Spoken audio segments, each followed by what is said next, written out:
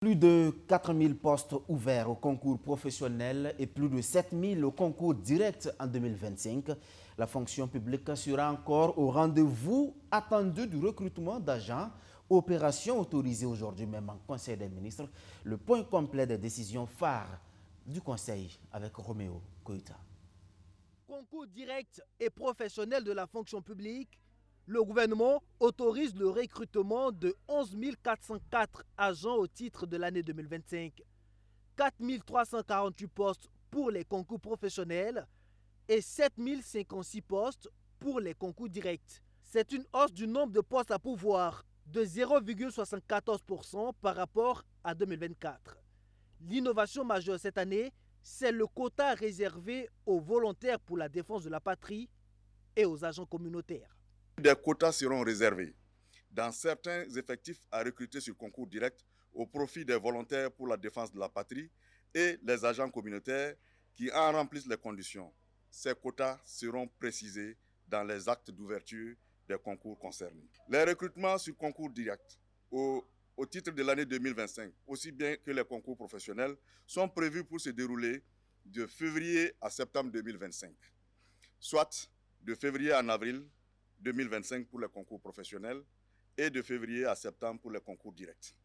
Selon le ministre en charge de la fonction publique, ce recrutement vise particulièrement à couvrir le déficit de ressources humaines et doter les nouvelles structures publiques et organes pour la mise en œuvre des initiatives présidentielles. Le ministère en charge de la justice, lui, poursuit ses réformes. Bientôt, le flagrant crime sera intégré aux procédures judiciaires. C'est une mesure pour accélérer certains dossiers emblématiques, mais dont l'aboutissement est ralenti par les questions procédurales. Il a été adopté un projet de loi portant code de procédure pénale qui a institué le flagrant crime comme le flagrant délit. Autrement dit, aujourd'hui, dans notre organisation judiciaire, lorsque des infractions sont commises et que ces infractions sont qualifiées de crimes, il faut une instruction obligatoire.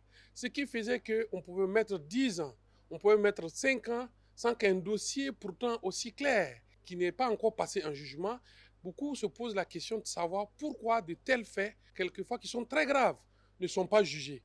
Eh bien, c'est parce que tout simplement, notre loi actuelle obligeait qu'en matière de crime, il faut une instruction obligatoire. Dorénavant, avec cette loi, ce projet de loi modificatif, l'instruction n'est plus obligatoire tel que cela a été prévu dans le Code de procédure pénale. Donc, concernant le présent projet, il s'est agi de créer des chambres criminelles au niveau des tribunaux de grande instance, comme il n'y aura plus d'instruction obligatoire, même en matière de crimes, pour que les crimes flagrants puissent être jugés immédiatement. Dans ce projet de loi, il est également prévu la création de chambres criminelles et des tribunaux de travail dans tous les 27 tribunaux de grande instance du pays.